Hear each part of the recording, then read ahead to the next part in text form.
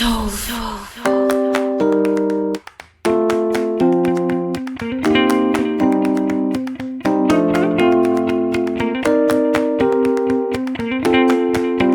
22, Dilema. Nizam hanya duduk menyaksikan para penjaganya membereskan barang-barang yang akan dibawa Nizam untuk pulang. Sejak kecil ia terbiasa dilayani. Ada banyak pelayan dan penjaga yang selalu ada di sekelilingnya.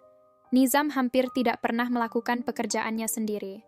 Kadang-kadang hal ini sangat menyebalkan sehingga ia memilih kuliah di luar negeri. Ia ingin mandiri. Tapi tetap saja tidak bisa, karena keluarga kerajaan hanya mengizinkan apabila Nizam dikawal oleh pengawalnya. Sudah seminggu ini ibunya selalu menelpon agar ia segera pulang. Padahal Nizam sebenarnya enggan untuk pulang. Apalagi sekarang ada Alena yang siap untuk menemani. Tetapi di telepon, ibunya mengatakan bahwa ayahnya sedang tidak sehat dan ingin bertemu dengannya. Akhirnya Nizam memutuskan untuk pulang. Tidak banyak barang-barang yang akan dibawa Nizam, hanya barang-barang pribadi seperti notebook dan beberapa buku. Para penjaganya bahkan menyiapkan semua keperluan selama dalam perjalanan. Yang mulia, barang sudah siap. Kita akan pergi besok pagi tepat pukul 7 sore, menggunakan pesawat Jet Airways. Mohon maaf tidak menggunakan pesawat yang biasanya digunakan, agar kita tidak terlihat mencolok. Sekarang silahkan istirahat terlebih dahulu. Kami akan berjaga di sini. Nizam mengangguk. Ia tahu pesawat pribadinya Airways memang tidak terlalu besar dan mewah. Betul kata penjaganya, menggunakan pesawat jet yang terlalu besar dan mewah hanya akan mengundang perhatian orang. Ia juga tidak ingin ada wartawan yang mengetahuinya. Ia segera naik ke atas tempat tidur, dan tidak berapa lama ia terlelap tidur. Setelah sholat subuh, ia sudah bersiap. Tak lama ia sudah berada di dalam mobilnya, diantar ke bandara. Di atas apartemen sebenarnya ada helipad, tapi tentu saja tidak bisa digunakan untuk mendaratkan pesawat jet. Landasan itu memang hanya untuk pesawat helikopter. Itu juga Nizam tidak terlalu sering menggunakannya. Ia jarang pergi ke sana kemari. Hidupnya hanya ada di seputar kampus. Ia sangat serius untuk kuliah. Ia tidak ingin jadi raja yang bodoh. Apalagi di benaknya sudah terbayang apa yang akan ia lakukan untuk kerajaannya jika kelak ia sudah dinobatkan sebagai raja. Perjalanan kali ini jelas bukanlah perjalanan yang pertama. Ia sudah berulang kali ada di dalam pesawat ini. Ia biasanya naik pesawat tanpa beban. Pulang pergi ke negaranya dengan perasaan dingin dan hampa.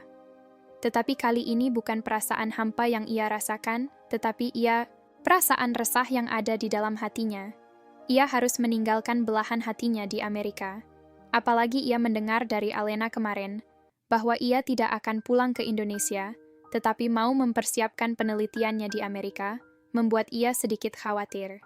Kejadian dengan George waktu itu masih menghantuinya. Yang mulia, apa Anda masih mengingat Miss Alena? Tanya Ali sambil menatap pangerannya. Ia adalah pengawal pribadi pangeran sejak usia pangeran 17 tahun. Waktu itu usianya baru 28 tahun. Ia bersaing ketat dengan puluhan pelamar yang lain ketika mengajukan lamaran untuk menjadi salah satu pengawal pangeran. Menjadi pengawal putra mahkota satu-satunya membuat seleksi menjadi sedikit luar biasa. Selain harus memiliki pendidikan ketentaraan dan pangkat minimal kapten, ia juga harus memiliki pengetahuan tentang psikologis remaja laki-laki, memiliki pengetahuan agama dan berperilaku baik serta sopan. Ia bekerja sama dengan rekan kerjanya, yaitu Fuad. Ia dengan Fuad menjaga pangeran siang dan malam, walau kenyataannya pangeran lebih dekat dengannya daripada Fuad. Nizam menatap jendela keluar. Ia duduk di sebuah kursi empuk di samping jendela terdiam membisu. Ali menjadi sedikit cemas. Semenjak ia bersama Alena, pangeran yang biasanya dingin dan tegas sekarang sedikit perasa. Wajahnya sering terlihat galau dan tidak fokus. Menurutmu Ali, apakah kepulanganku kali ini ada kaitannya dengan Putri Reina? Tanya Nizam sambil tetap memandang gumpalan awan putih dari luar jendela. Awan putih yang berarak-arak itu seakan sekumpulan kapas putih raksasa. Ali memandang pangerannya. Usia Anda sudah hampir 25. Anda sudah berada di Amerika selama 7 tahun. Anda juga sudah mengambil 2 gelar sekaligus. Sekarang adalah gelar yang ketiga. Anda sudah menyelesaikan kuliah kepemerintahan, manajemen, dan sekarang adalah ekonomi. Usia Putri Reina sekarang sudah 20 tahun. dan itu usia yang cukup untuk suatu pernikahan.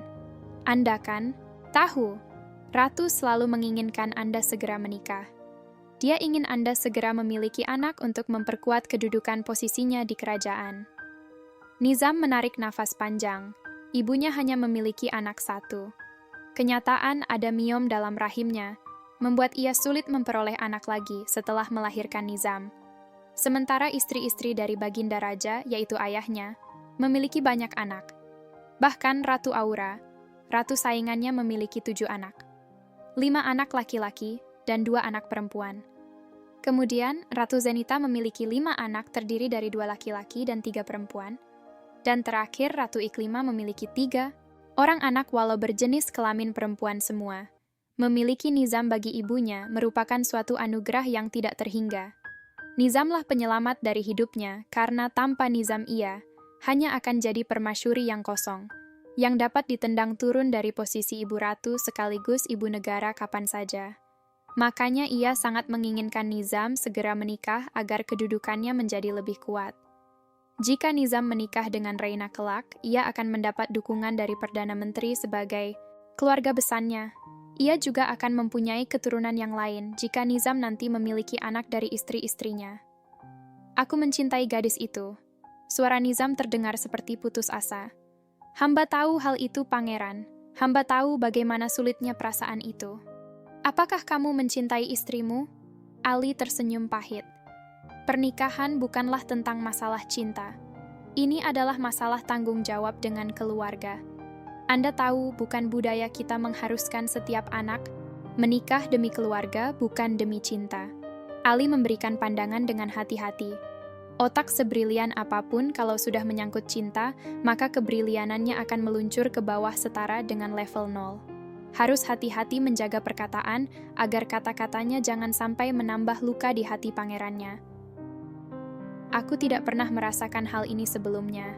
Selama ini aku menganggap bahwa Putri Reina adalah calon istriku yang kelak akan kucintai segenap hati. Tapi sekarang aku menyadari tidak ada cinta di antara kami. Pangeran yang mulia, bukankah selama ini pangeran belum pernah melihat Putri Reina ataupun berbincang-bincang? Bagaimana pangeran bisa menarik kesimpulan seperti itu? Tidak adil bagi-baginya. Hamba rasa tuanku harus menemuinya terlebih dahulu. Kapan aku bisa menemuinya? Bukankah kami hanya bisa bertemu kelak di kamar pengantin? Ali yang terdiam. Ia duduk sambil meremas bantalan kursi, ikut bingung dan resah, seakan-akan yang akan menikah ia dan bukan Nizam.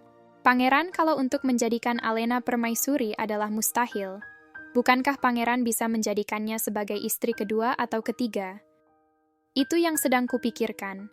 Tetapi masalahnya adalah apakah Alena dapat menerimanya? Ini sangat tidak adil baginya.